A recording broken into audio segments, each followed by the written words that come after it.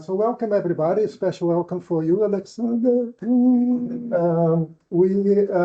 Just to give a context before I leave the word to you, and so this is a 4D conversation. So my name is Alexander Crawford, and you know what the D stands for? No. No? Dreamers, doers, designers, and doubters. And it's a community, and there are many 4D here that we are looking very closely, and our focus is the meta crisis. And the idea that, of course, we have climate change, global warming, this is huge, but we believe that there are many other crises and they are interconnected. And the idea of the community is really to try to understand this big thing, right? Very complex, but also find ways to how we can mitigate that. Our thinking is also, if you go back 20 years when we met, right? So, or a little bit more, we believe that there was a lot of, how to say, save the corals, save the whales, you know, save the forests. And then we understood that, well, this was connected to climate change. So the same thing here. So meta-crisis, we believe that's something that we're going to hear more and more. At least it's something that we sense, right? So this is a growing community, and if you like what you hear today, join us. It's a community, so it's free of charge. It's really just a participation, the time you put in.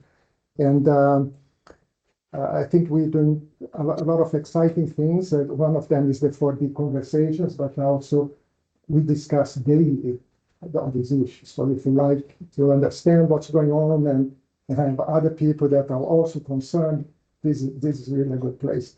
And then the other place, just so we know, we are here at Klustret. So Klustret at Sheret, that's part of the Sheret Foundation. Maybe you want to just say some words, because you also have that. Yes, I can do that. This Ronaldo says, he says that he's a shy or Brazilian. Yeah. Believe him or not. But okay, I am a Klustret member, and this is Klustret. Klustret is really a community of people. And we have this space where we can work together, like, you know, entrepreneurs, and we just share this office together. And we have a shared interest in inner development and in social, in societal change. So basically, we believe that to change society, you need to first start with yourself and develop yourself as a person, and then you can actually have impact in the world. So that's our common interest. But feel free to talk to me if you are interested in Klustret. And also a co-working space. I mean, it's this beautiful location, right? Yeah. And so, Alexander, we met almost to this day 20 years ago, 25 years ago. Yeah. And the longest workshop I remember in my life, Me too. 7 days. We are closed year 2000 and looking to the year of 2010 and scenarios for Edison. And we are really, really desperate and we need help, so we called you. And so we're very happy to have you here today and talk about something that I think is so important, to understand what China is doing, the ecological vision, right? And so I think this is going to be a very exciting day. One trademark of the 4D conversations is it's not a lecture, okay? So it's a lot of questions, but leave it after your talk. That should take like 40 minutes or so. Something like that. And then there will be plenty of time for discussions afterwards. And if you join the 4D community, which you also join, I hope, we will continue the discussion. Yeah. Any questions? No. No? Super. Good. Thank you so much, Geraldo. And good evening to you, and good evening to you, whoever is online. I'm afraid I won't be looking that much at you guys through the camera. It feels so much more natural to be looking at you. So before I begin, just a few more words about me. So I moved to Sweden about 35 years ago. I spent the first decade as an analyst and consultant working, trying to help companies, organizations understand what's happening in the world. I was working quite a lot with scenarios, and as Geraldo said, that's where we met. You were at Ericsson at the time, and you were doing a big scenario project. I think the story went that 5 years earlier you had done one with McKinsey that had cost I don't know how much, and then 5 years later you received the order to do a scenario process, but no external consultants, which you did. But at the end, for the final workshop, you felt you needed some facilitators. So a colleague of mine and me joined you out for this marathon workshop outside of Stockholm. That was a long time ago, and I'm not going to talk about scenarios for telecoms. So after that, I spent a decade working for an NGO in Stockholm called the Tellberg Foundation, famous for the Tellberg Forum, and I was part of the design and curation and production team of the Tellberg Forum.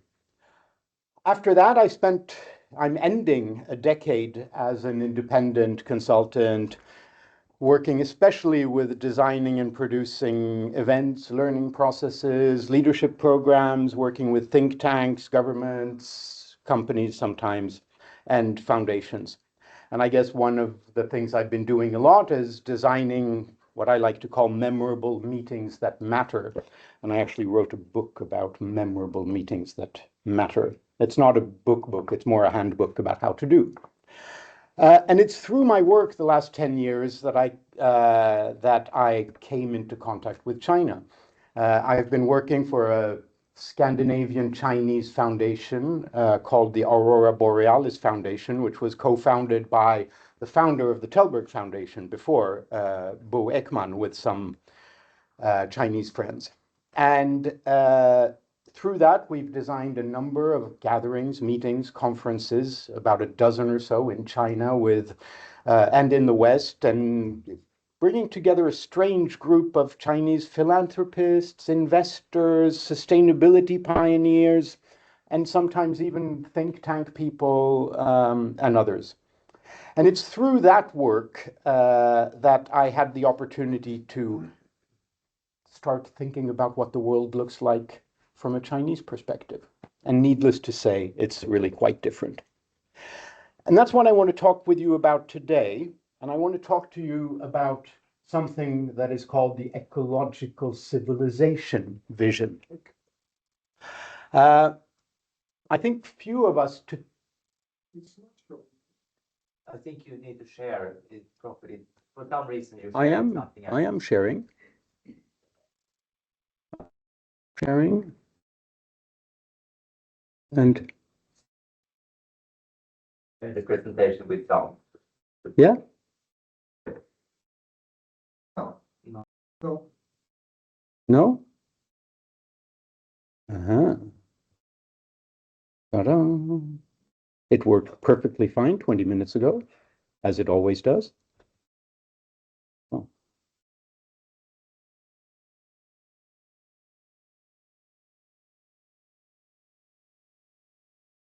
Now,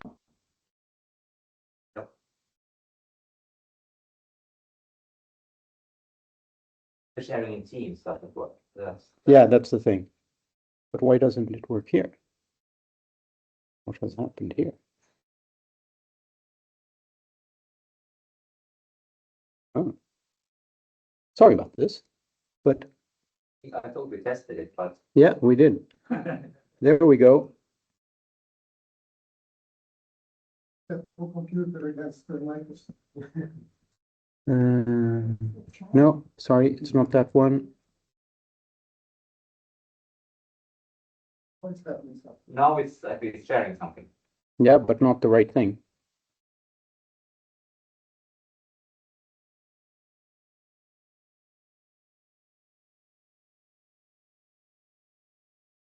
Share. Share. Share. It's Now.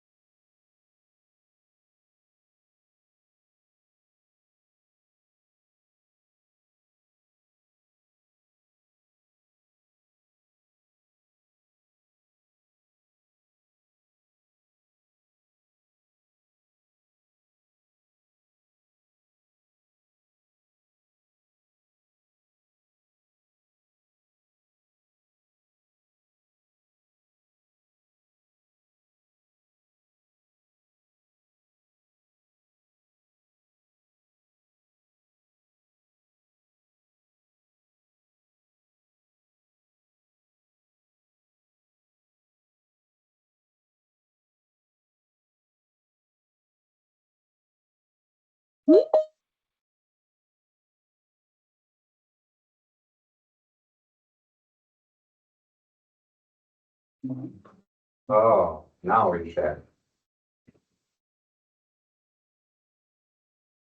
And the sound. Ah. And the sound, you need to share with the sound. Sure. The sound is sharing as well? No, probably not the sound from here, right? You need to share, share again. Okay. We could hear you.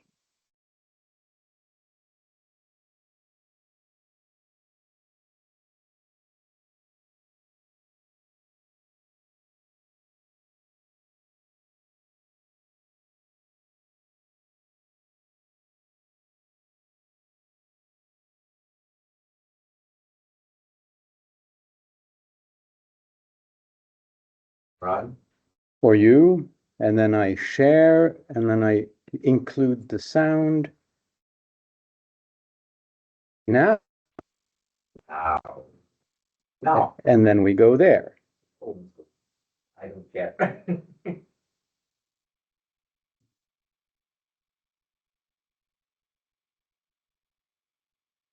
So, yes, now we're there.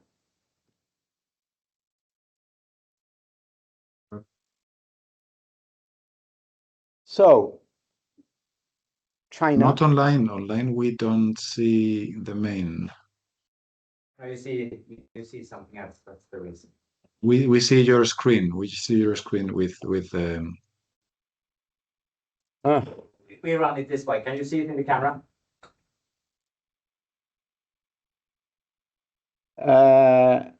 we can see it in the camera. Yes. So we spotlight that one. So don't share. Don't share the presentation. It's fine. Okay, So stop sharing. That's the only. I stop sharing. And I will do spotlighting on that. I already spotlighted it. Okay, good. There we go. There and there. Good. Are we okay? Yes, it will work. So, China, ecological civilization. Now, when you think about China in 2025, it's more this you think about. So this is actually from Shenzhen, the newest of the new cities. And in the middle of Shenzhen is a huge museum about the history, the new history of Shenzhen. And inside that museum is this 75-meter long LED screen, super HD, the most, it's beautiful, beautiful. And you go out and Shenzhen is this big new city. It's not really ecological civilization, is it? And yet, underneath all of this, there is something that may be brewing, and that's what I want to share with you. And that's this. For those of you who read Chinese, you can see what's written here. I'll come back to that. It says ecological civilization. Before talking about ecology and geopolitics and technology and policy, I think we should begin with language, with words, because words are important. They shape imagination. So the words here are Shen, Tai, Wen, Ming. And it's not only a label, it's also 4 words, 4 characters that carry a lot of meaning. Chinese, I speak no Chinese, but throughout these years, I've learned that Chinese as a language is 100 times richer than our language when it comes to all the layers of meaning that each character, each word carries with it. And I think it's important to remember that. So that's why I thought I'd begin today with just a little short explanation of what this is. I did it by asking perhaps my best Chinese friend to unpack, that's the word we use. Can you unpack those words for us? And my friend Alice did that, and I'm just going to show a few seconds. Word, 4 words. Shen, Tai, 2 words refers to ecological. Wenming refers to civilization. And Shanghai actually are composed of two words. One is Sheng, means life, giving birth, force, it's vitality, it's that. And time means a status. It's a process. Time is a process of evolving. So Shengtai is the process of something emerging, of life being created. And isn't that word a little kind of different and richer than the word ecology or sustainability? So I think we should bear that in mind when we think about this. Now, this Shengtai Wenming is being translated as ecological civilization. We don't really use the word ecological civilization as our overriding narrative for what's happening in our part of the world. For the past few decades, we've really focused on the word sustainable development. That's been, I'd argue, the kind of guiding vision, the explicit attempt to reconcile growth and planet, or economy or ecology, humanity and the biosphere. And in a way, it rests on an impossible compromise, this kind of attempt to bring two opposing forces together, the forces of economy and the forces of the planet. The development part of the term, back when I was young, we didn't really use the word development that much. The word we used then, you'll remember, was the word progress. We talked about progress. Then sometime during my youth, that word kind of disappeared, and then we started talking about development, and then we start talking much more about growth. And so progress, development, growth, and growth was supposed to be sustainable, is supposed to be sustainable. But growth remained the non-negotiable central objective. Ecology was something external. The same, of course, was true in China. Economic development was pursued and achieved at an incredible speed, and a scale which someone described as pharaonic. It's like the pyramids. It's just at an incredible scale. And why was this? This was in order to achieve the vision of modernization and poverty reduction. The slogan of the 1990s was development is the overriding principle. That was actually the vision that Deng Xiaoping said in a speech in 1992 in Shenzhen on a hill above, just above the museum that we saw where that huge LED screen was.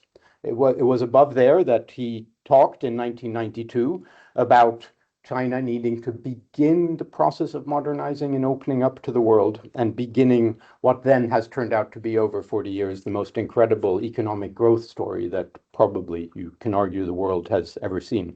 Development is the overriding principle. And China compressed what we did over 200 years, 300 years, compressed it into maybe 40. And the results are astounding, of course. Almost 9% growth yearly, every year for 40 years. 800 million people lifted out of poverty, 500 million people moving to cities.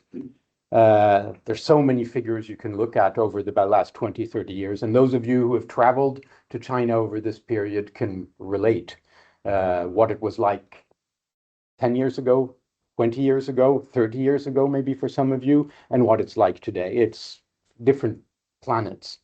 Over the last, I love trains, over the last 2 decades, China has built, 40,000 kilometers of high-speed rail tracks. In Europe, that's 5 times more than what we have in Europe today. If you look on a map, China is not much bigger than Europe. So all of this, in this context of a very, very fast economic growth, of course, ecology suffers. The environment has suffered here over a long time, a long period. the faster the economic growth, the more ecology suffers. And development successes and ecological crises have unfolded side by side and at that same breathtaking speed. I don't know if any of you visited Beijing 20 years ago, 15 years ago. You remember every morning you had the US Embassy had on its website, this was before apps, so you had on the website, you had the daily air quality index, and some days was really, I mean, schools closed, etc., etc. If you went outside of Beijing, the countryside was littered with plastic bags everywhere and garbage. The rivers were turning black, the soils were degraded. So growth at the expense of the planet with serious costs for everything. This, I think, is the context in which the idea of ecological civilization started emerging. So the roots of this emerged in the 1990s. Kind of academic in the beginning in universities. And then when the ecological environmental damage was such that the authorities had to do something about it, they found that it was not enough to deal with all the local problems. You also needed some kind of overriding vision. And that vision became what we now call Shengtai Wenming, ecological civilization. A friend of mine, another Chinese man called Zhou Tao, he works at a think tank called the Chinese Society for Environmental Science. It's like, for Swedes, I like to say that it's like the IVA, Ingenjörsvetenskapsakademin, but for sustainability and ecology. And they have 120,000 members instead of IVA's few hundred.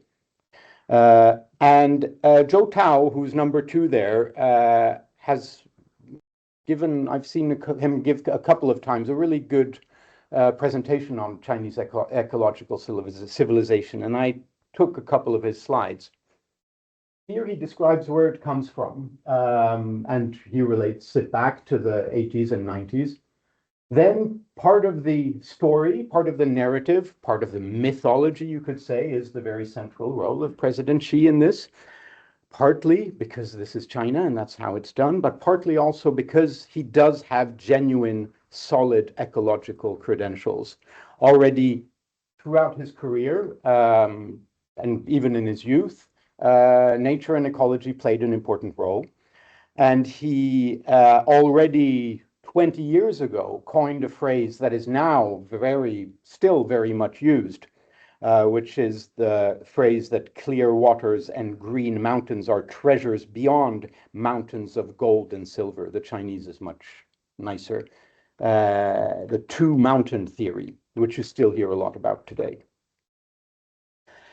Now,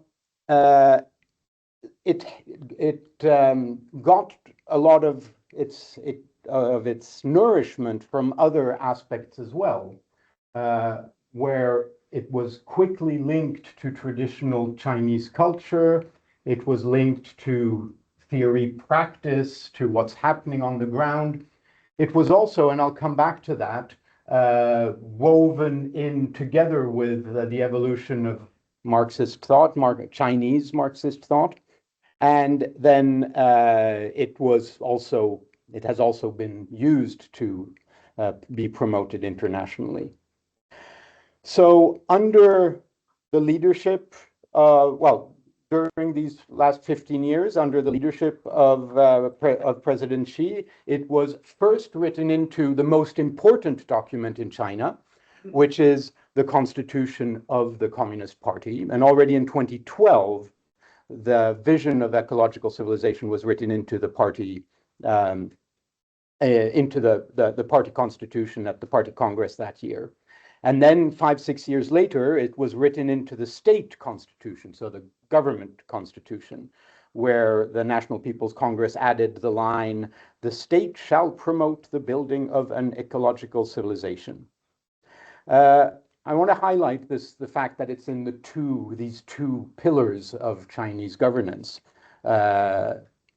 China is governed in this, there's the state and there's the party, and they are very tightly intertwined.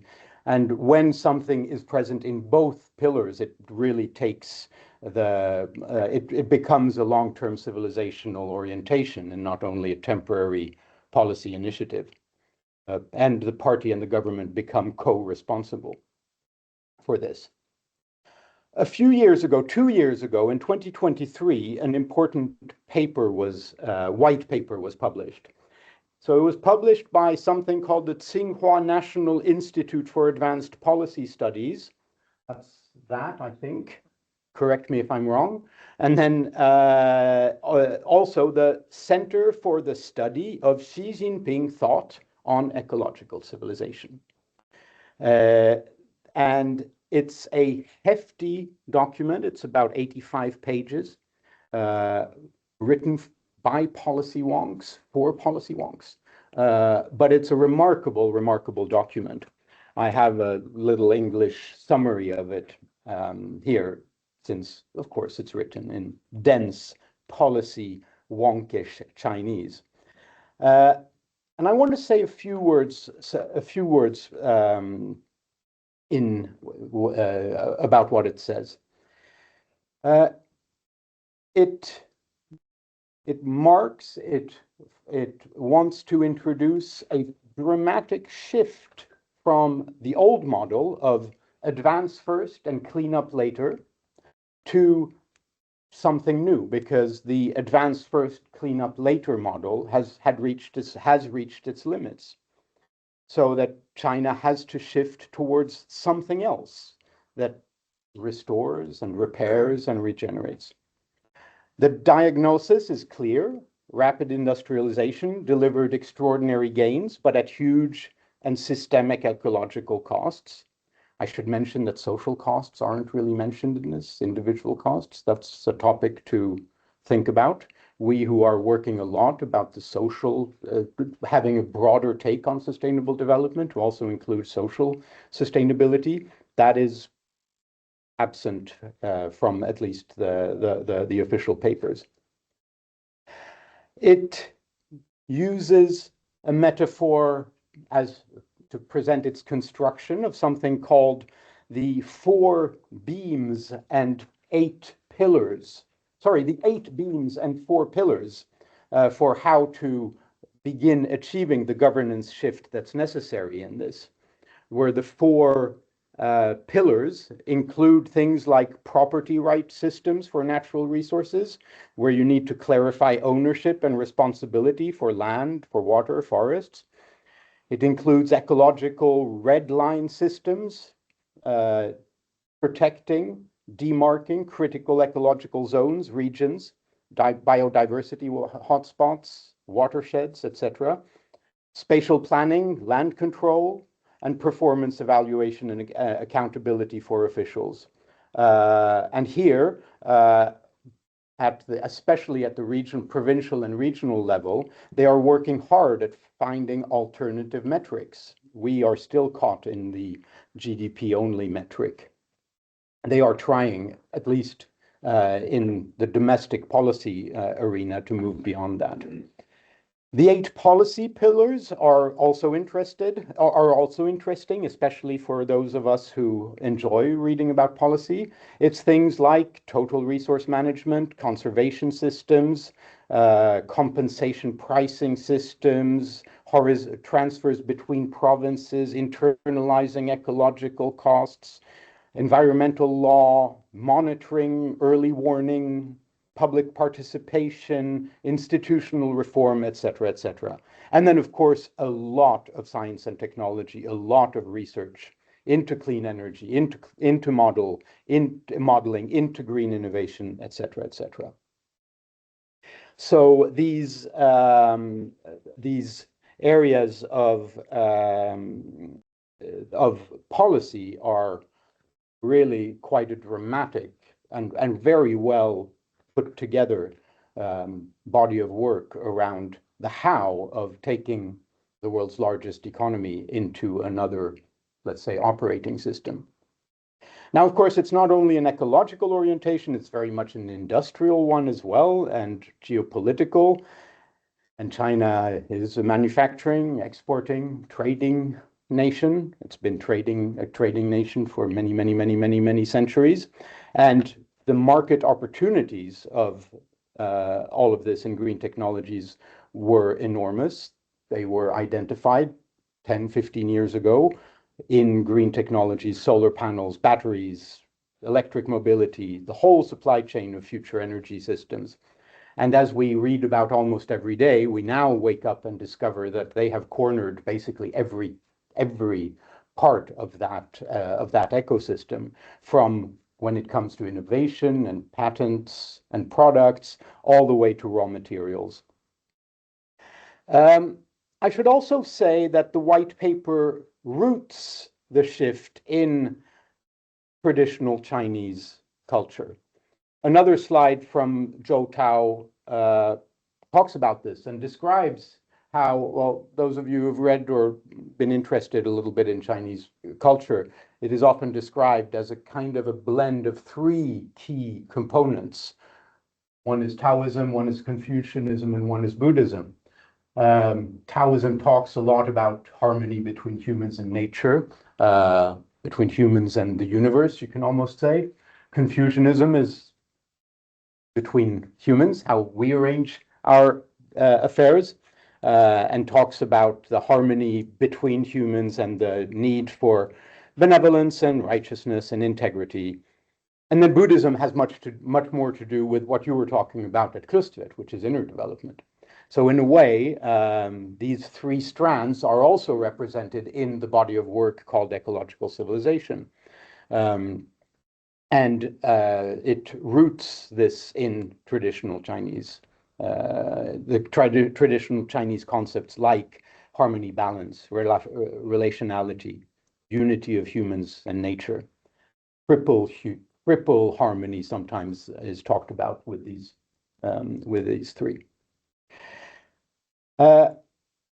It's also important to recognize that this body of thought is also very firmly rooted in the ideological framework of Chinese socialism.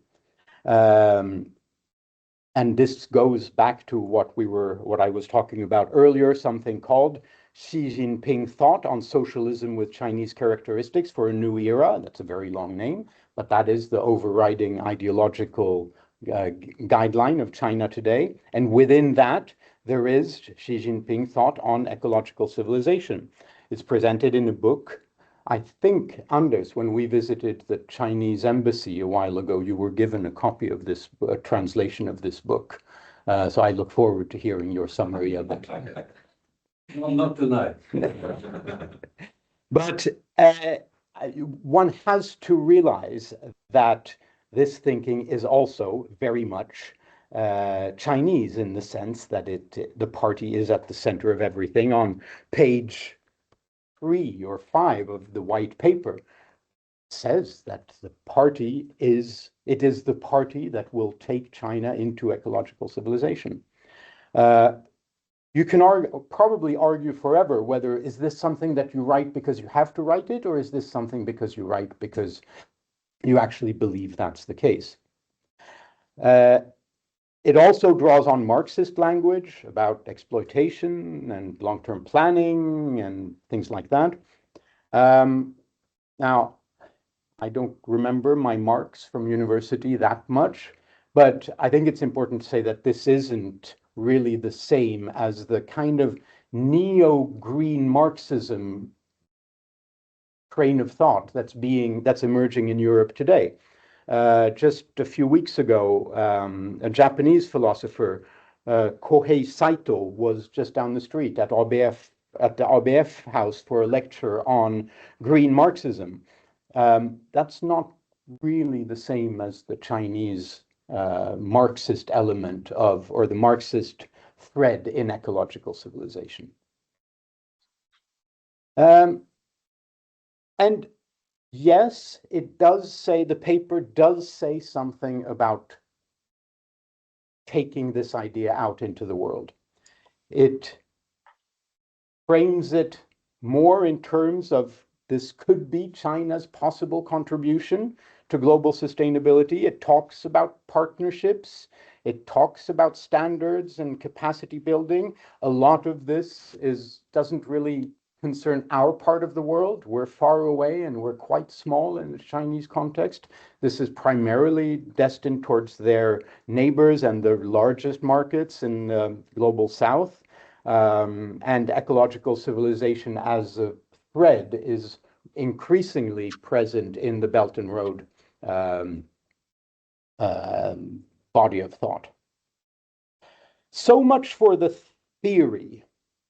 I thought I'd take you to a few places in China where I think one can see more practical, more down-to-earth examples of all these wonkish words in the documents. I mentioned earlier that in these, in the history and in the documents, there's quite a lot written and said about ecological restoration. So what do you do with areas that are damaged? And there, I'd like to take us back about, 16 years. And a few of you will probably remember that. At that year, in 2009, at the Telberg Forum, one of the speakers was an Chinese-American documentary filmmaker called John Liu, who had for a decade been documenting something that the rest of the world literally was not aware of. And that was a very, very large-scale ecological restoration project called the Loess Plateau. Now, the Loess Plateau is west of Beijing, northwest of Beijing. It's a big area here. It's very dry, and it has been desertified by mismanaged agriculture over the decades. And that was the prime reason for why several times a year you had enormous dust storms that came onto Beijing. What do you do about that? Well, if you're a pragmatic and a kind of an engineering mind, you say, well, what can we do about this? Let's restore the Loess Plateau. And already in the early 90s, they began this process to turn something like this into something like this. The World Bank helped at the time, but the technology or the solutions were actually picked up from local farmers. And it was, again, at an enormous scale. And in July of 2009, in Telberg, in the main forum tent, at a time when the spirits were fairly low, this was the run-up to Copenhagen climate, and optimism was really nowhere to be seen. When John showed the film and talked about it, there was a very remarkable kind of feeling, gosh, what is going on? Why don't we hear about this? So those of you who were there remember that evening. So just because it says in the white paper that we will also work with ecological regeneration at a large scale, that's not something new. That's not a new technology. This is something that they've been working on for a long time. And the story of the Loess Plateau is also woven into the story of ecological civilization. Let me now take you, well, a little further east to a strange experience I had about a year ago. We visited, together with some friends, the city of Xiong'an. Now, Xiong'an is about an hour south of Beijing, and it is the new city. So if Shenzhen was the big new showcase city of everything that China wanted to be 20, 15 years ago, Xiong'an was supposed to be the new vision city. And it was supposed to embody the principles of ecological civilization. It looks like this. It's beautiful, it's very new, it's empty of people. It's in a marshland, beautiful park where there are very nice, you can take very nice walks. The plan was, or maybe is, to move a lot of the government offices from Beijing to Xiong'an, not the government itself, but the tens or hundreds of thousands of bureaucrats, and turn it into that kind of a new city.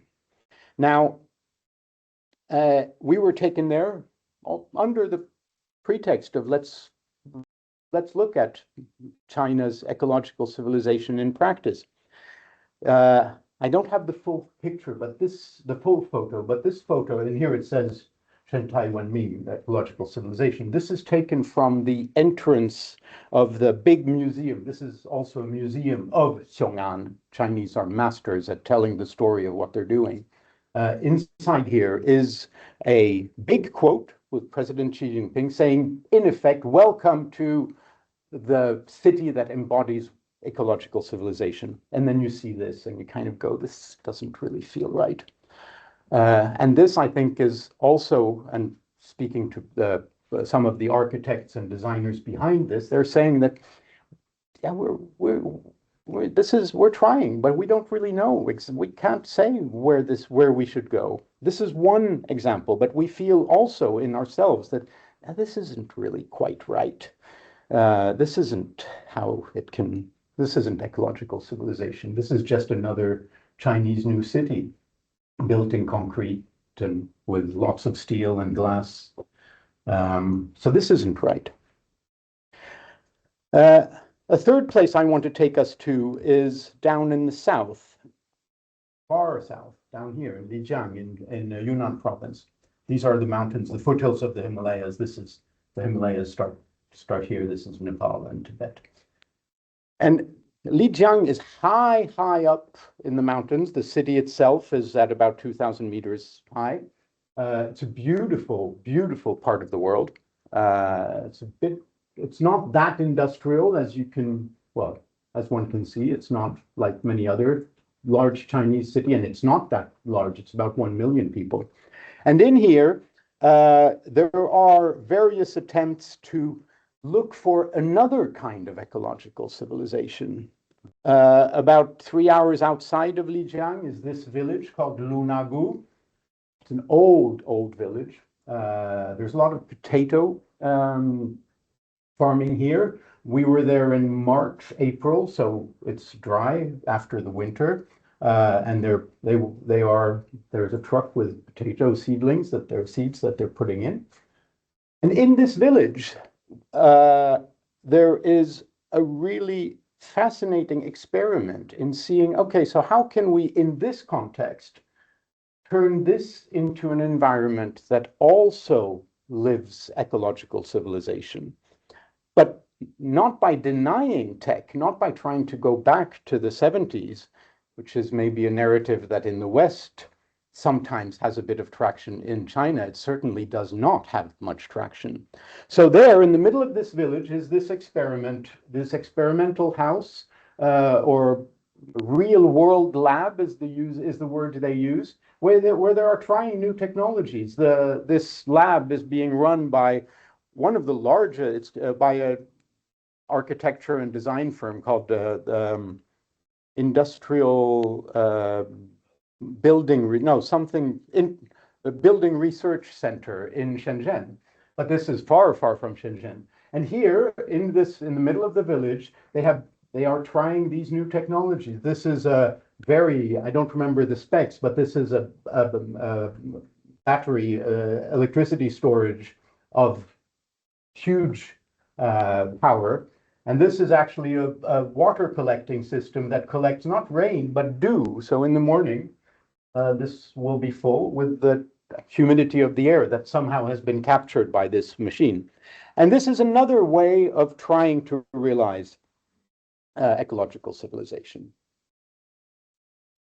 So a few notes before I end. I think it's important to realize that at least what I have been hearing is that this isn't a model to impose on the world.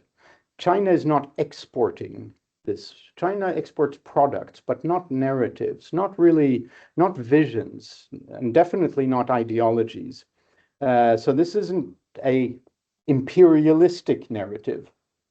And of course, while many in the West we believe that the world would be a better place if everybody adopted our thinking, that if the more democracy spreads and human rights spread, the better the world would be.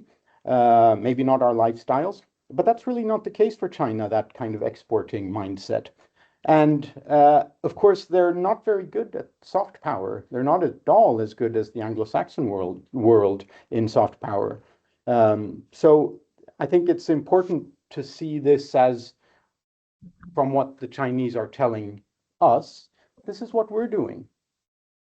We hope it's going to work for us, and we've got the full might and power of all our institutions, but we don't know where this is going to end. This is our attempt to come up with a narrative. And this is our way of trying to show a major society that's attempting to articulate a long-term ecological direction that moves away from today's economic system. Now, if we leave China for a second and look around the world, there aren't that many other examples of large visions of an alternative way of life. I've either a couple that I've been looking at a bit. One was what the former Pope Francis wrote in his encyclical Laudato Si that was published in 2015, where he talks about the need for an ecological conversion, almost an ecological epiphany, alongside, of course, measures to cut fossil fuels, leave fossil fuels in the ground and move away from a growth and profit-centric world. There's another example that an example that could have been, but that wasn't, which is much, much closer to home. Back in the mid-1990s, the Swedish Social Democratic Party had a very well thought through vision that was called the Green People's Home, Gröna Folkhemmet, which Göran Persson used as his platform when he was elected new leader in 1996. And if you go back and read it, it's actually remarkably prescient and talking about green jobs and green industries, and then listing a number of measures that now sound perfectly natural, but at the time you can say we're really quite progressive.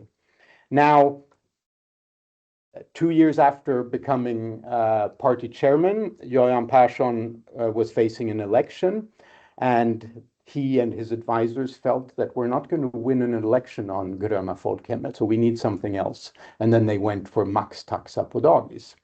So that's an interesting contrast. But they are not conflict. No, but it's two different narratives. So those are two examples of grand narratives. So why is this relevant to us? I don't think it's because we want to become Chinese, but it's because China is trying something that at least I think it's worth having a look at and seeing what we can learn from it. So the value lies, I think, in the invitation to look, but then to go back home and to think about, okay, so what does this mean for us? I don't believe in one solution, one global, universal ecological civilization narrative. We have universal problems, we have universal constraints, but I don't think we should look for universal solutions. Each place needs to find its own path. And while a lot of this works quite well in the Chinese context, it doesn't work in a European context. I think, for me at least, the sources of hope, the sources that show a possible direction towards something called ecological civilization, another way of living in our part of the world, that's much more found in intentional communities and eco-villages and bioregional practices and things like that, new forms of collective living. So our version of ecological civilization will not at all resemble China's. And it's, of course, here as there, it's still emerging, still uncertain, still unnamed, and it's full of tensions. Just 2-3 weeks ago at the COP30 in Brazil, China was not on the barricades showing the way forward. They were, according to some reports, actually some of the forces that were trying to pull back.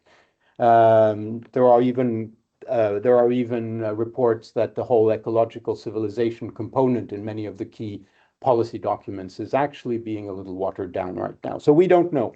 But what we do know, I think, is that we do need some kind of a grand narrative, some kind of a story that is a little bit in this direction.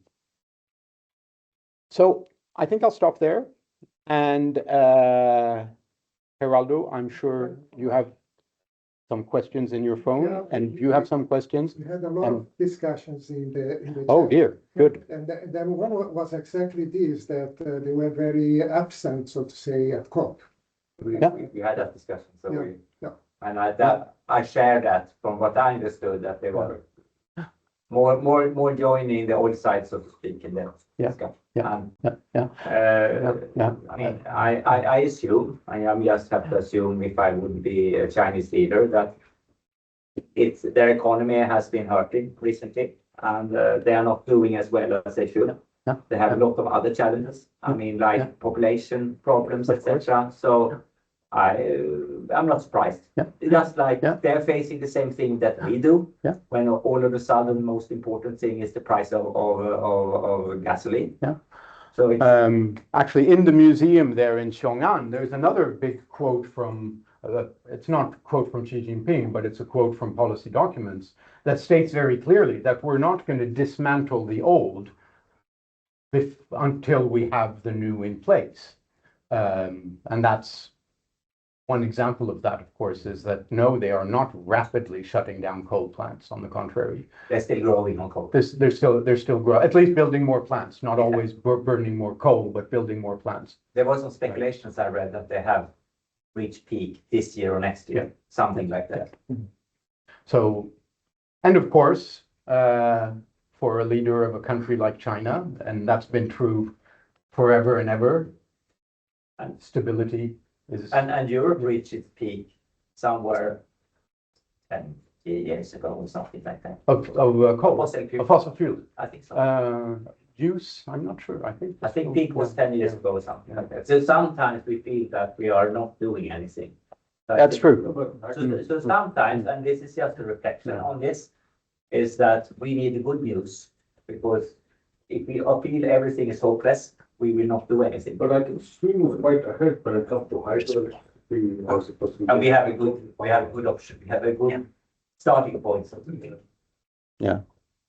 Yeah, but I think when you look at fossil fuels and carbon emissions, we have to distinguish between what can relatively easily be electrified Yes.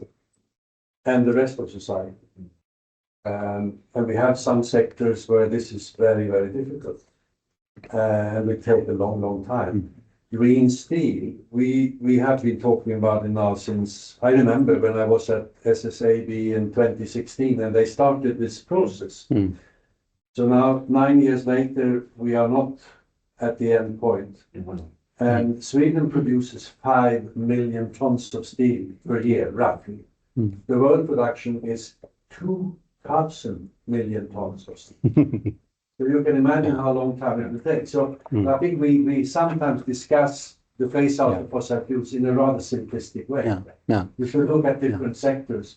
So, Just one other area that I think you were in the same room a year ago in Beijing when we were talking about the energy system, and you kind of wonder, so is there a vision of a renewable energy system in China?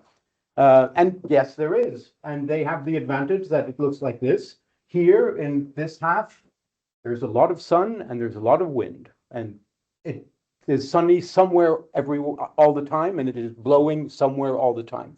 So here they are installing absolutely huge solar farms and wind farms. Some of the solar farms are of the size, I mean, it's just crazy. I think it's larger than the island of Manhattan. I read it in the New York Times, so that's why they use that metaphor. I wish I had better metaphors.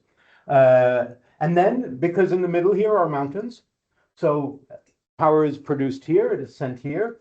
And here, there's a lot of hydro, and hydro works very well as a battery because you have the water and then you have the dams. And so here, this is kind of the large-scale energy storage, power storage for China, because the electricity then is needed in the coastal cities. So the engineers were given the task probably 10, 15 years ago. Can you come up with an energy system that could work for the country? And engineers do what they do. Several of you are engineers. You solve problems and you come up with solutions. And that's what they've been doing. No, it's not just like, but again, 25 years ago, the question came up, can we build high-speed rail across China? Yeah, we can do that. We'll find the way. And the engineers delivered that. So again, not unproblematically, but still. I think now we realize the impact of China. Industrial revolution is apparently, if you know, because I was in 98 with my parents in China, and coming back in 2010 and 2019 as well, and now, like enormous. And the numbers is just outrageous. If you look at this, then the industrial revolution in Europe is like this, and then there's China. In every dimension. It's enormous. And people don't realize this, and they will decide ecology, fundamentally. Everything else is just 1%. That's the reality. There was a talk in IVA, Vetenskapsakademin, the other night.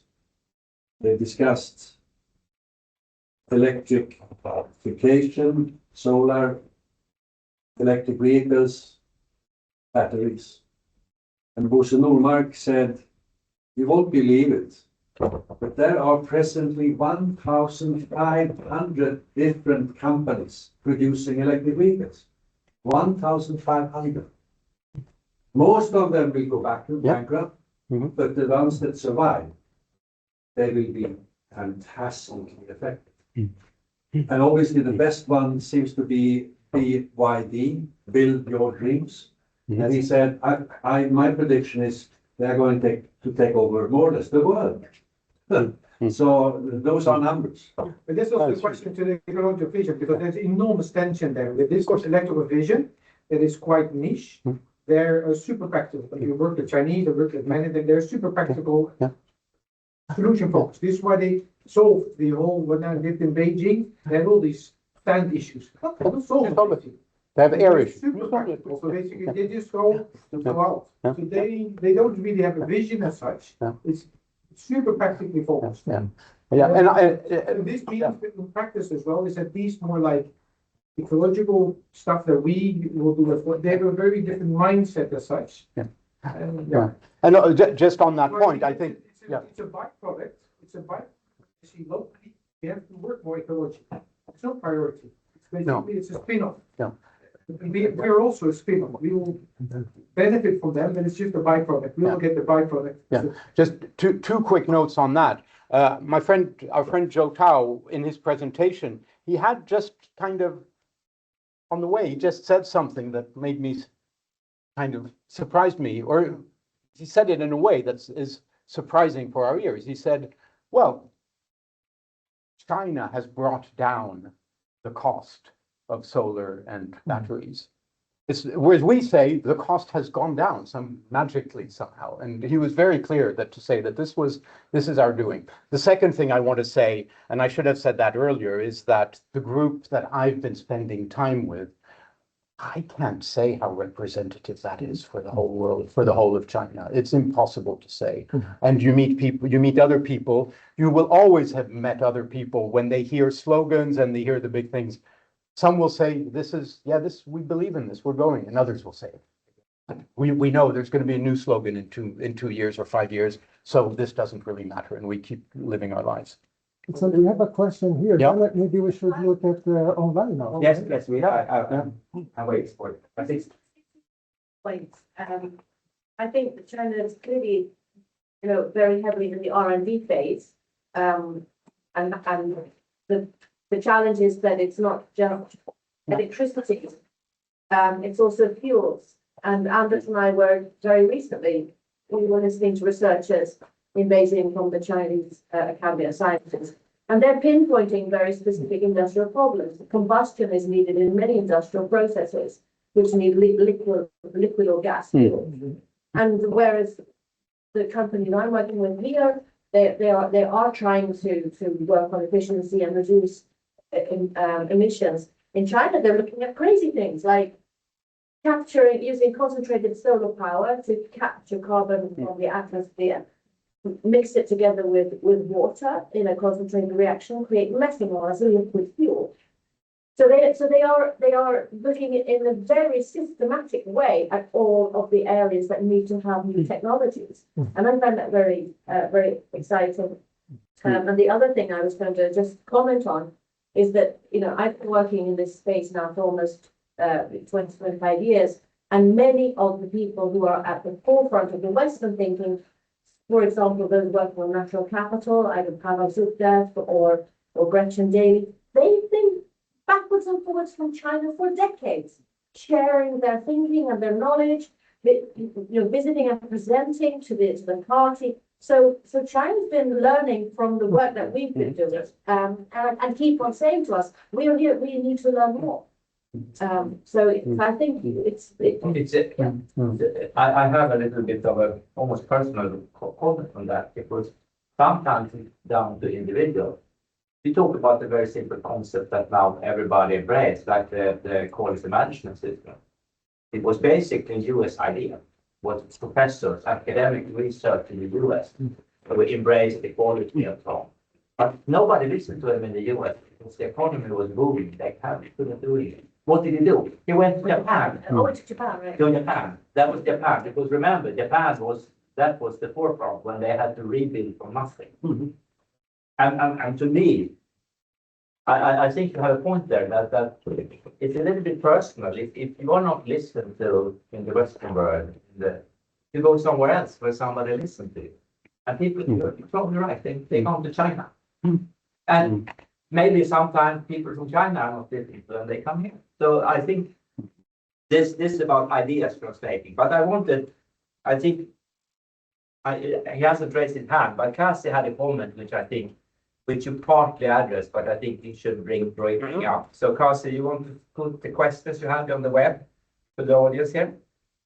Yeah, basically, I think that sometimes we feel that for this kind of long-term thinking, that it's required in big problems. We are talking about complex problems of the world. Sometimes should we have a different approach to think about them? Because the short-term mission that appears now in European countries, because of our democracy and voting every 4 years or even less.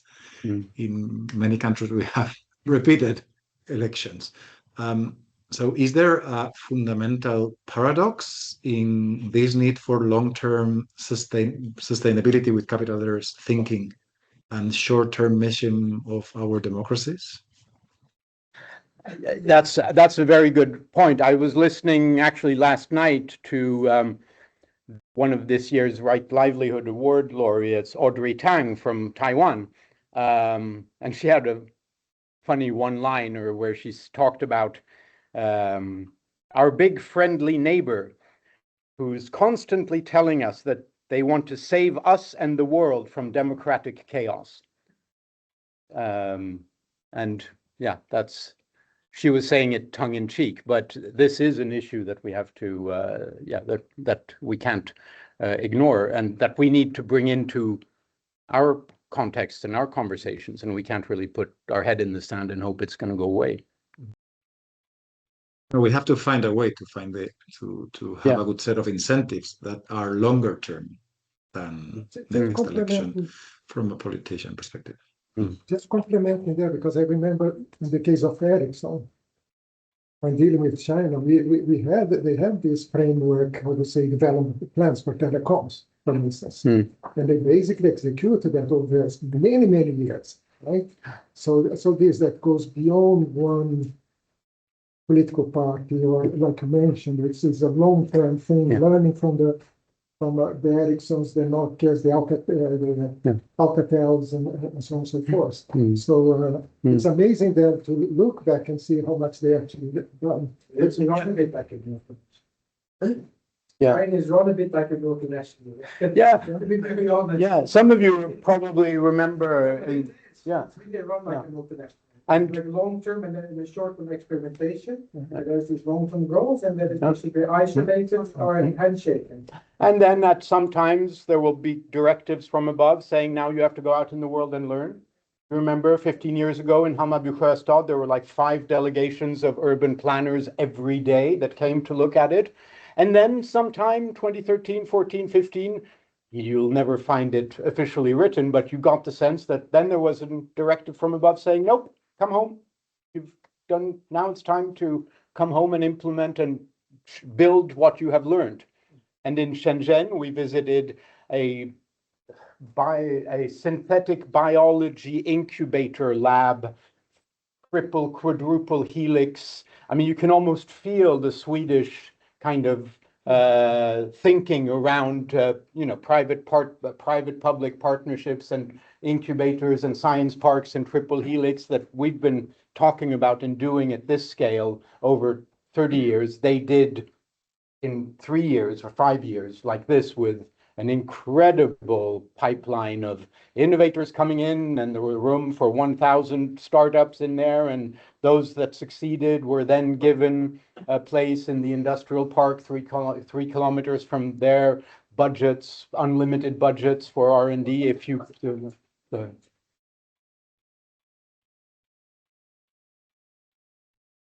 and yeah. I have another question, if that's okay. And this has more to do with the size and scale. What happens when we leave our dear Sweden or Spain or Europe, and you go to the likes of the US, is that you realize that they are way bigger.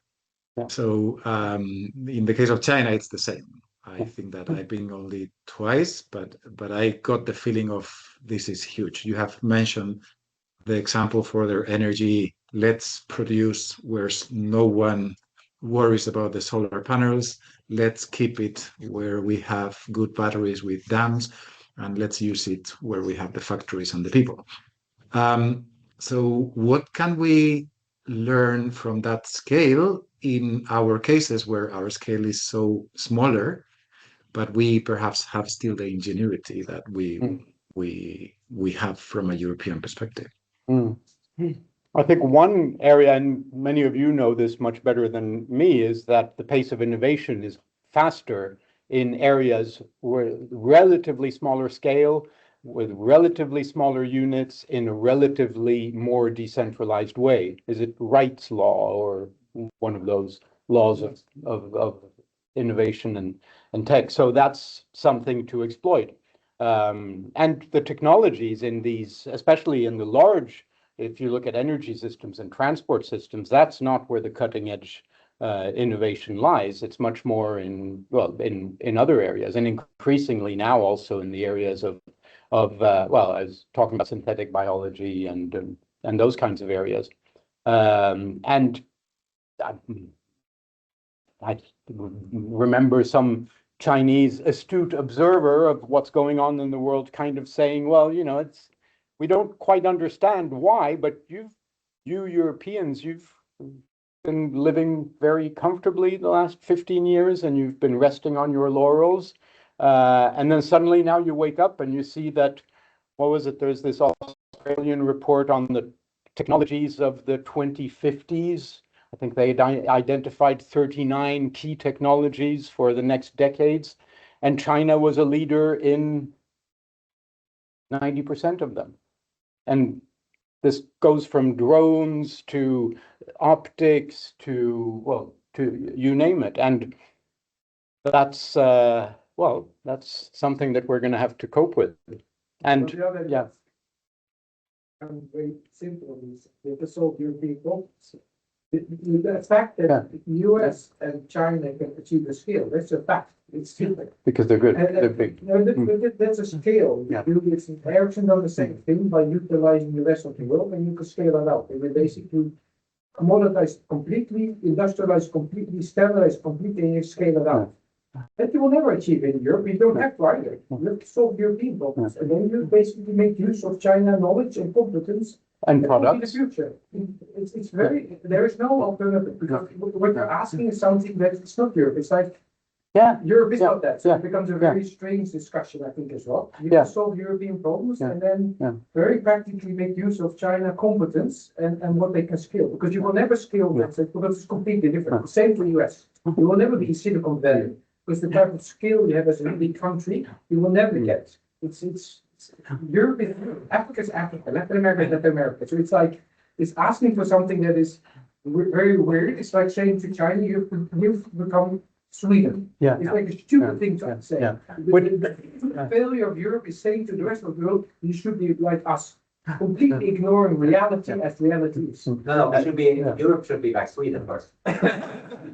You have raised your hand, so I think it's a good time to.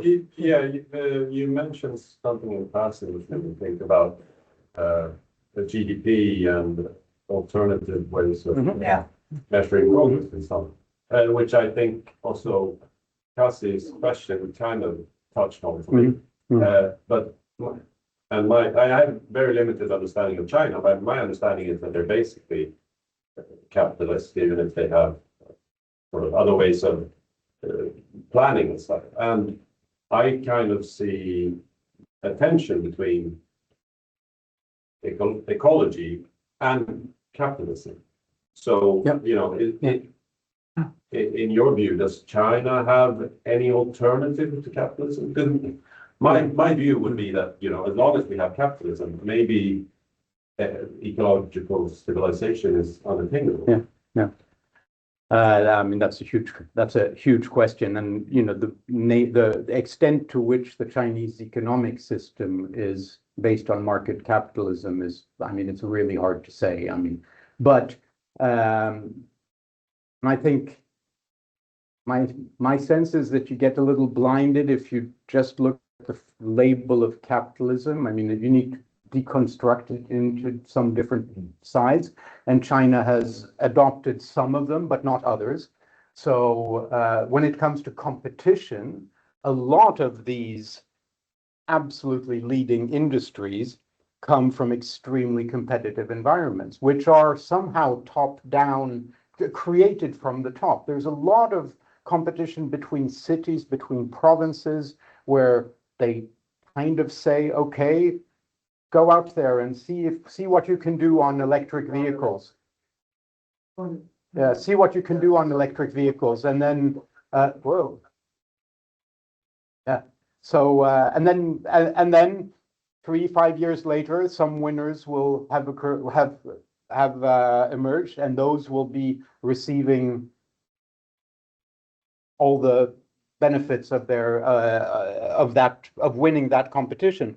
In other areas, and especially when it comes to the financial issues, while it is true that enormous wealth has been created in China over these 30-40 years, most of the wealth created hasn't gone into the pocket of private individuals. Yes, you have private individuals who have become, and hedge funds and investors who've become extremely wealthy, but how is China able to finance an energy system like that? So that's because most of the wealth that's been created has somehow been kept by the state, by the government, and then distributed regionally, provincially. And that is not part of the recipe of Western-based or Western market-based capitalism. I think that the key tension, and that's a little bit what I was trying to get at by those short glimpses of Chong'an on one side and the village in Lijiang in the other. That's a tension that we see, I think, here as well, which is basically is an ecological civilization or a sustainable way of life. You will have people saying, we can achieve that without radically changing the everyday life of many people. So we change the operating system inside. That's what basically almost every political party is saying, every business organization, etc. And then you have those saying that that's just not possible. And in China, I see the same tension. What I would add, though, is that as part of the, let's say, benevolent or the ambition, the central ambition to protect the country, protect citizens. There is enormous investment being done in adaptation, climate adaptation, rebuilding the cities so that they become so-called sponge cities to be able to cope with the torrential rains in southern China. And that is something where there is a lot of work being done.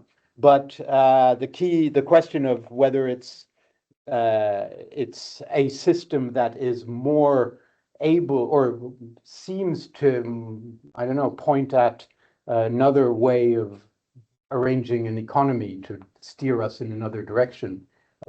I don't quite see it. And as you were saying before, several of you were saying before, on the one hand, we hear a little bit of this. On the other hand, you visit and it's still, more of the same. But I mean, I know so little about it, but it seems to me that China would be in a better situation than we are in a way, in terms of being able to tweak the system. I mean, even in Ericsson, I think we saw this problem a lot, that we sort of, the creation of telecoms was already done and the system was there and there was no way of changing it. But if you design the world of telecoms today, and it probably goes for a lot of things, you design the system today, maybe you could come up with a much smarter system where the incentives would be slightly different for all the players. And I mean, that for me would be something, that would be the way of maybe achieving ecological civilization. But You have a hand raised in the. I have a hand raised. Maybe not so. I have one. Okay. Okay, so Håkan, you can come in. Oh yeah, thank you. And thanks, Alexander, for a nice presentation. I think it was a really good choice of theme today, since we have opening up several discussions based on this, and I see mainly two. The first being the storytelling framing of this concept. And I saw the roots actually back to the Soviet era in '84, where they framed or coined the ecological civilization, and then it was by chance picked up by another communist entity, being China. And those will of course be really important to relate to, and it will, as you very wisely ended off your presentation with, that it's hard to accompany one of those superpowers in the world, because you will always upset people. So either you keep a very, very vague story on the high level, and then you make a lot of local adaptations and so on to get something really done. And that's the framing and the storytelling. And the other one is the actual results from an actions taken by China. They have had this EcoCiv discussion for some 20 years. And let's, for example, see how they acted at COP30 now in Brazil, where they more or less teamed up with Russia and India and Saudi, otherwise kept a very low profile, while Europe was really pushing. And I can fully understand the phrasing that when people, not Europeans, talk about Europe's role in these meetings, they say, well, Europe has two very, very important roles. Take the blame and pay the bill. Yeah. And I think that has been the truth for at least 30 years of COP discussions. And that's not really sustainable if you're going to talk sustainability with all three legs, including the financial part. Yeah. So it's more like Europe is watching the superpowers, China and US, fighting it out over battery electric vehicles and batteries and AI and so, but Europe itself is sinking. I mean, we have, as our king actually mentioned, some 6% of the actual emissions, and China has 35 or 40. So China is more than doubled that combined of US and Europe. And they have like 3 times the emissions per capita as Sweden. So it will take a lot of thinking on how to frame and communicate what we want to achieve in this 4D environment. Is it top down, bottom up, or is it some kind of a hybrid? What do you see as a good way going forward in the framing? Can I compliment with an excellent, because I would just like to compliment something. While Europe is much more vocal at COP, and so just like you said, but I think it was last week at the news here in Sweden, Act 12. So there was a debate with the Miljöpartiet talking about how China invests, you know how much of the DNA? 10%. 10%, which apparently is much higher than the European Union, right? So the numbers say something else. So I just want to complement with this aspect, because one thing is the narrative, the co-ops of the world and so on, and the other thing is the technology. And Yeah.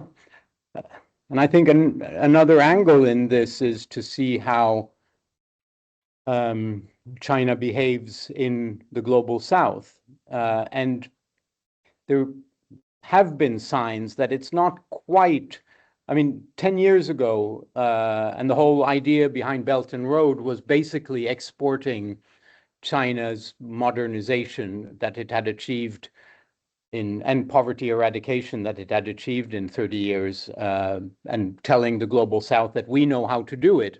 And implicitly, the global north, they don't know how to do it, and they don't want you to grow. They want you to stay where you are. So we can come and we can help you build your airports and your energy systems and your roads and your et cetera, et cetera. It seems that narrative is no longer exactly the same, that it's not the case as much now as it was 10 years ago, that China is exporting its old model of rapid industrialization and modernization. And that means maybe that we won't have another 2, 3, 4 billion people who are now embarking on the trajectory that China embarked on 30 years ago, which of course would be absolutely catastrophic for the environment. Then when it comes to the question of top down, I remember at one of the meetings last year, Jeffrey Sachs participated, and he was talking about how when it comes to large systems shifts, you need to change the energy system, you need to change the industrial kind of operating system. He was arguing that can't be done bottom up, that has to come from a top down, especially if you have to do it quickly. And the energy system is one such example. There have been really interesting articles written now around how the conflict between China and the US is basically a choice of which energy future you're looking towards. And in the case of today's US, that is a choice of securing as much fossil-based energy as possible, as quickly as possible, because that's the only energy we know today. Whereas China has a longer view and says, well, no, we can't do that. So let's build our own energy system. And it is true that in that fight, Europe is barely, isn't even raising its voice or even thinking about it. But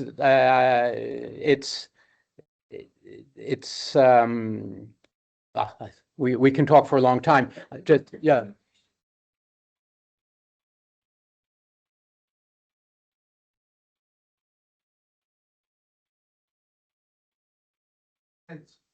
Been built in China. This was basically their boom. They built stuff, the classic way how the Europe built stuff as well. Then they moved now into biotechnology in that area, and as well with basically alternative energy. This is ongoing as well.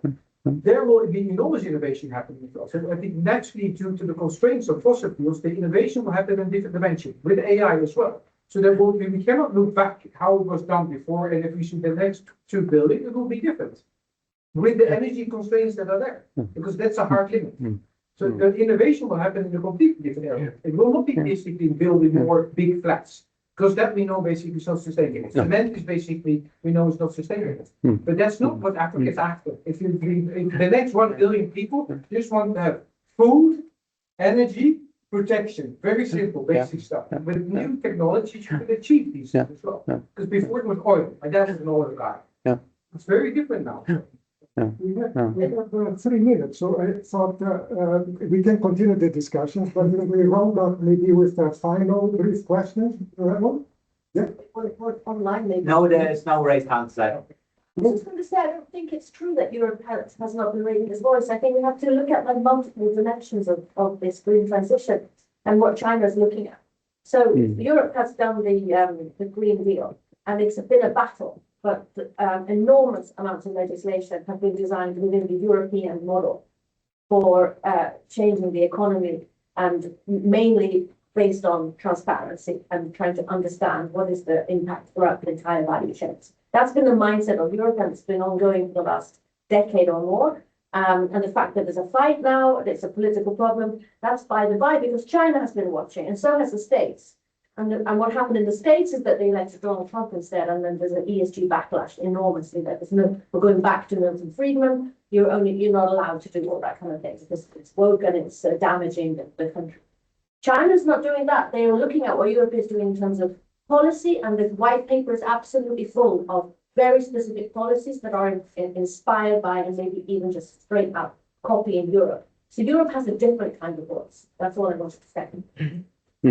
Yeah, I agree. And this deregulatory trend that's ongoing right now, because maybe sometimes Europe has overregulated, it's not the same that you should totally deregulate. No. I always said this, that if US hadn't started regulate, every city would be burning down every 5th year.